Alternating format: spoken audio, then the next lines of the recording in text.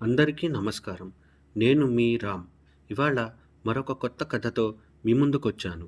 మన కథ పేరు 'మాట నిలబెట్టుకున్న కొడుకు, మనసు గెలిచిన తండ్రి'. కథలోకి వెళితే అది 2016 సంవత్సరం. పక్షుల కిలకిల రావాలు, పచ్చని పొలాల మధ్య ప్రశాంతంగా కనిపించే ఒక చిన్న తెలుగు గ్రామం. ఆ ఊరిలో ప్రేమతో, ఆప్యాయతతో జీవించే ఒక చిన్న కుటుంబం ఉండేది. ఆ కుటుంబానికి పెద్ద నారాయణ. అతని వృత్తి వ్యవసాయం. భూమిని నమ్ముకుని, కష్టాన్ని నమ్ముకుని జీవించే ఒక సాధారణ రైతు. డబ్బు ఎక్కువగా లేకపోయినా మనసు మాత్రం చాలా పెద్దది. ఆ ఇంట్లో నారాయణ అమ్మ అన్నపూర్ణమ్మ, నారాయణ భార్య లక్ష్మి ఉంటారు. వారికి ఒక్కగానొక్క కొడుకు. ఉద్యోగం కోసం హైదరాబాదులో ఉంటున్నాడు. అతని పేరు హరి. కొడుకు దూరంలో ఉన్న ప్రతిరోజు ఆ ఇంటి మాటల్లో అతని గురించే ఎక్కువగా వినిపిస్తుంది. ఆ సంవత్సరం వేసవి తన ప్రతాపం చూపిస్తోంది. రోజురోజుకి ఎండ మరింత పెరుగుతోంది. ఆ వేడిని అన్నపూర్ణమ్మ శరీరం తట్టుకోలేకపోయింది. శ్వాస తీసుకోవడమే కష్టంగా మారింది. నారాయణ అన్నపూర్ణమ్మను ఇంటి దగ్గరలోనే ఉన్న ఆరోగ్య కేంద్రం దగ్గరకు తీసుకెళ్ళాడు. ఆ డాక్టరు పరీక్షించి కొన్ని క్షణాలు ఆలోచించాడు. తర్వాత నారాయణ వైపు తిరిగి శాంతంగా ఇలా అన్నాడు. వయసు ఎక్కువైంది. ఈ ఎండలో చాలా జాగ్రత్తగా ఉండాలి. వీలైతే చల్లటి గదిలో ఉంచండి. లేకపోతే ఆరోగ్యం ఇంకా బలహీనపడే అవకాశం ఉంది అన్నాడు. ఇంటికి వచ్చిన డాక్టర్ మాటలు నారాయణ చెవుల్లోనే తిరుగుతున్నాయి. చల్లటి గది, ఏసీ అవి తన జీవితంలో ఎప్పుడూ ఆలోచించని విషయాలు.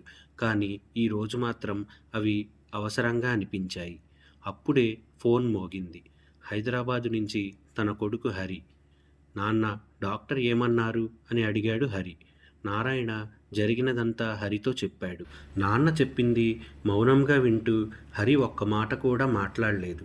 చిన్న నిశ్శబ్దం. కానీ అతని మనసులో మాత్రం ఒక పాత జ్ఞాపకం మెల్లగా మేల్కొంది. అది 10 ఏళ్ల క్రితం 2006 సంవత్సరం. హరి అప్పుడే ఇంటర్ మొదటి సంవత్సరం చదువుతున్నాడు. చిన్నప్పటి నుంచి ఒకటే నమ్మకం, బాగా చదివితేనే నాన్న కష్టం తగ్గుతుంది. ఆ ఆలోచనే అతన్ని ఎప్పుడూ ముందుకు నడిపించింది. రోజు కాలేజీకి వెళ్ళటం, ఇంటికి వచ్చాక చదువుకోవటం, సెలవు రోజుల్లో పొలంలో నాన్నకు తోడుగా పనిచేయటం. అలా కష్టం, క్రమశిక్షణ రెండింటినీ సమానంగా నేర్చుకున్నాడు హరి. ఆ సంవత్సరం జిల్లా స్థాయిలో నిర్వహించిన పరీక్షల్లో హరి స్కాలర్షిప్ సంపాదించాడు. ఆ వార్త విన్న రోజు నారాయణ ముఖంలో కనిపించిన ఆనందం మాటల్లో చెప్పలేనిది. విజయవాడలోని ప్రభుత్వ జూనియర్ కళాశాలలో సన్మాన కార్యక్రమం జరిగింది. ఒక్కొక్కరి పేరు పిలుస్తూ స్కాలర్షిప్ అందజేస్తున్నారు. హరి అనే పేరు వినిపించగానే నారాయణ గుండె గర్వంతో నిండిపోయింది. హరి, నారాయణ వేదికపైకి వెళ్ళి స్కాలర్షిప్ తీసుకున్నారు. ప్రిన్సిపల్ అతని భుజం తట్టి చిరునవ్వుతో అభినందించాడు. నారాయణ కొడుకును చూస్తూ మురిసిపోయాడు. కార్యక్రమం ముగిసింది. బయటకు వస్తూ నారాయణ హరి చేతిలో ఉన్న సర్టిఫికెట్ను మరొకసారి చూశాడు.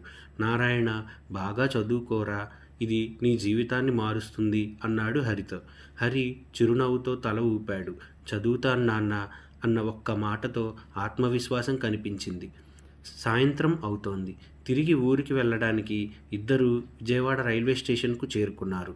రోజంతా తిరగడంతో ఇద్దరూ బాగా అలసిపోయారు. మధ్యాహ్నం ఎండ ఇంకా తగ్గలేదు. నారాయణ నుదుటి మీద చెమట బిందువులు జారుతున్నాయి. అదంతా చూస్తున్న హరి ఏమీ మాట్లాడలేదు. కానీ నాన్న అలసట అతని మనసుకు తాకింది.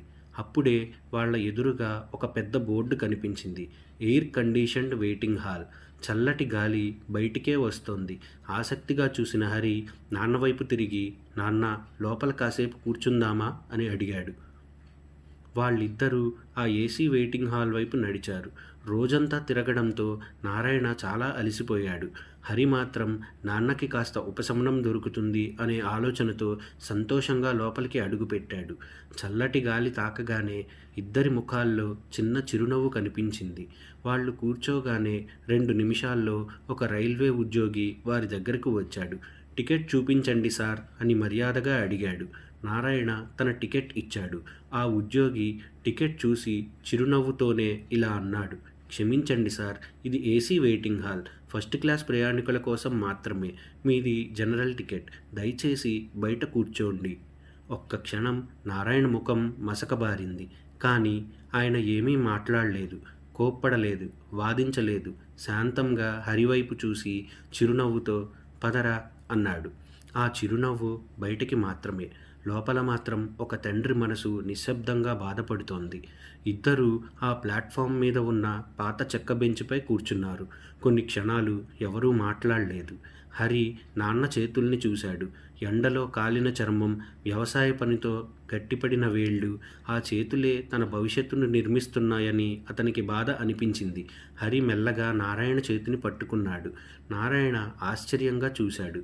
"ఏమైందిరా?" అని ప్రేమగా అడిగాడు. హరి నాన్న కళ్ళల్లోకి చూస్తూ నెమ్మదిగా ఇలా అన్నాడు. "నాన్న, నేను బాగా చదువుకుంటా, పెద్ద ఉద్యోగం చేస్తా, ఒకరోజు మీకోసం ఒక ఏసీ కొంటా" అని.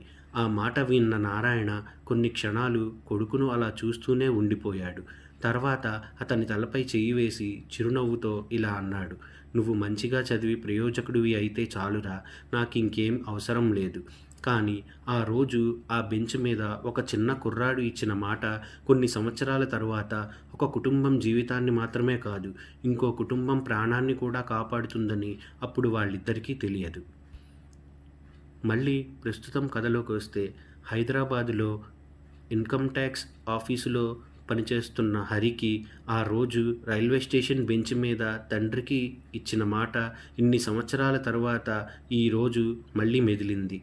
ఆఫీస్ టేబుల్ మీద ఉన్న ఫైళ్లను చూస్తున్న అతని కళ్ళ ముందు మాత్రం నానమ్మ ఆరోగ్యం, డాక్టర్ చెప్పిన మాటల గురించే కనిపిస్తోంది. హరి కిటికీ దగ్గరకు వెళ్ళి కొన్ని క్షణాలు బయటకు చూస్తూ ఆలోచించాడు. నాన్నకి ఇచ్చిన మాట ఇంకా ఆలస్యం చేయకూడదు అని తనలో తానే అనుకున్నాడు. అంతే, ఒక నిర్ణయం తీసుకున్నాడు. ఆఫీస్ పని ముగిసిన వెంటనే నేరుగా ఒక ఎలక్ట్రానిక్ షోరూంకి వెళ్ళాడు. చాలా ఏసీలు ఉన్నాయి, కానీ హరి మాత్రం ధర చూడలేదు, బ్రాండ్ చూడలేదు. ఒక్కటే ఆలోచన, నాయనమ్మకి చల్లని గాలి అందించాలి, ఆరోగ్యం కుదుటపడాలి. షోరూం ఉద్యోగి వివరాలు చెబుతుండగా హరి ప్రశాంతంగా విన్నాడు. చివరికి ఒక మంచి ఏసీ ఎంచుకున్నాడు. "ఈరోజే మా ఊరికి పంపించండి" అని అడిగాడు. మరుసటి రోజు ఉదయం ఒక చిన్న డెలివరీ వాహనం ఆ గ్రామంలోకి ప్రవేశించింది. వాహనం మీద పెద్ద ఏసీ బాక్సు. అది చూసిన పిల్లలు వాహనం వెనకాల పరిగెత్తటం మొదలుపెట్టారు. గ్రామస్తులందరికీ ఆశ్చర్యంగా ఉంది.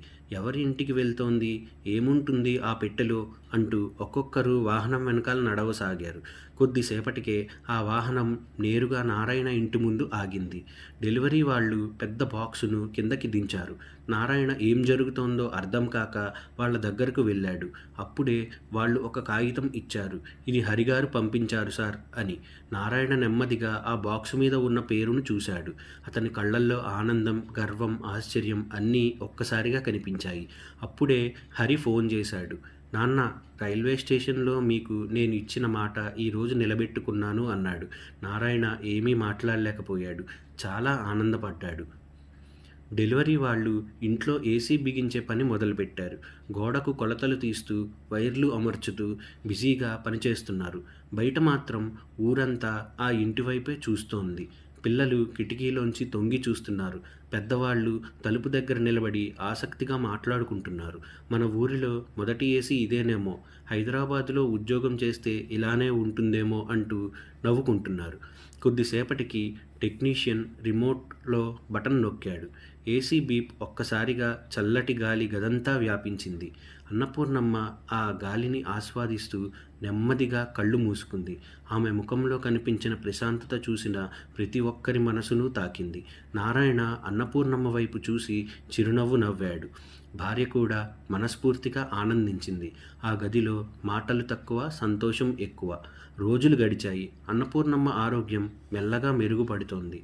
చల్లని గాలిలో ఆమె ప్రశాంతంగా నిద్రపోతుంటే నారాయణ మనసు కూడా నిశ్చింతగా మారింది. ఒక సాయంత్రం కరెంటు బిల్లు వచ్చింది. నారాయణ భార్య ఆ బిల్లు చూసి చిన్నగా నవ్వుతూ అంది, "ఇంత బిల్లు వస్తుందని ఊహించలేదు." నారాయణ కూడా నవ్వాడు. "బిల్లు మళ్ళీ కట్టచ్చు, కానీ అమ్మ ఆరోగ్యం తిరిగి వస్తే చాలు" అన్నాడు. ఆ మరుసటి రోజు తెల్లవారుజామున ఊరిలో ఒక్కసారిగా హడావిడి మొదలైంది. "ఎవరైనా రండి, నొప్పులు ఎక్కువయ్యాయి" అని ఒక ఇంటి దగ్గర నుంచి కేకలు వినిపించాయి. నారాయణ వెంటనే బయటకు వచ్చాడు. ఏమైందో తెలుసుకోవడానికి ఆ ఇంటి వైపు పరిగెత్తాడు. నారాయణ అక్కడికి చేరుకునేసరికి ఒక గర్భిణి నొప్పులతో చాలా ఇబ్బంది పడుతోంది. ఆమె కుటుంబం ఏం చేయాలో అర్థం కాక ఆందోళనలో ఉంది. అప్పుడే గ్రామ ఆరోగ్య కార్యకర్త డాక్టర్తో ఫోన్లో మాట్లాడింది. కొద్దిసేపటి తర్వాత డాక్టర్ చెప్పిన మాట అక్కడున్న వారందరినీ ఆలోచనలో పడేసింది. వేడి చాలా ఎక్కువగా ఉంది. వీలైతే వెంటనే చల్లటి గదిలో ఉంచండి. అది తల్లికి బిడ్డకి మంచిది. ఈలోగా నేను వస్తాను అని చెప్పింది. అక్కడున్న వాళ్ళు ఒకరి ముఖం ఒకరు చూసుకున్నారు. ఎందుకంటే ఆ ఊరిలో అలాంటి గది ఒక్కటే ఉంది. నారాయణ ఒక్క క్షణం కూడా ఆలస్యం చేయలేదు. మా ఇంటికి తీసుకురండి అన్న ఒక్క మాటతో అందరి మనసులో ధైర్యం నింపాడు. వాళ్ళు జాగ్రత్తగా ఆమెను నారాయణ ఇంటికి తీసుకొచ్చారు. ఏసీ నడుస్తున్న గదిలో ఆమెను పడుకోబెట్టారు. నారాయణ భార్య ఆమెను సౌకర్యంగా పడుకోబెట్టింది. అన్నపూర్ణమ్మ ఆమె దగ్గర పెద్ద దిక్కుగా కూర్చుంది. ఇల్లు ఒక్కసారిగా ఒక కుటుంబానికి కాక ఒక ఆశ్రయంగా మారిపోయింది. డాక్టర్ వచ్చింది. సమయం గడుస్తోంది. బయట అందరూ ఆందోళనగా ఎదురు చూస్తున్నారు. నారాయణ మాత్రం నిశ్శబ్దంగా దేవుణ్ణి ప్రార్థిస్తున్నాడు. అంతలో ఆ చిన్నారి ఏడుపు ఆ ఇంటి నిశ్శబ్దాన్ని ఆనందాన్ని మార్చేసింది. డాక్టర్ చిరునవ్వుతో తల్లి బిడ్డ ఇద్దరూ క్షేమంగా ఉన్నారు అని చెప్పింది. ఆ మాట విన్న వెంటనే ఆ కుటుంబం కళ్ళలో ఆనంద బాష్పాలు. ఆ గర్భవతి భర్త నారాయణ చేయి పట్టుకుని కృతజ్ఞతతో పొంగిపోయాడు. కొన్ని రోజుల తర్వాత హరి ఊరికి వచ్చాడు. ఊరి వాళ్ళు నారాయణ చేసిన సహాయం గురించి గర్వంగా చెబుతున్నారు. అన్నీ విన్న హరి ఇంట్లోకి వెళ్ళి నాన్న పక్కనే కూర్చున్నాడు. నాన్న, నిజంగా ఏమైంది అని మెల్లగా అడిగాడు.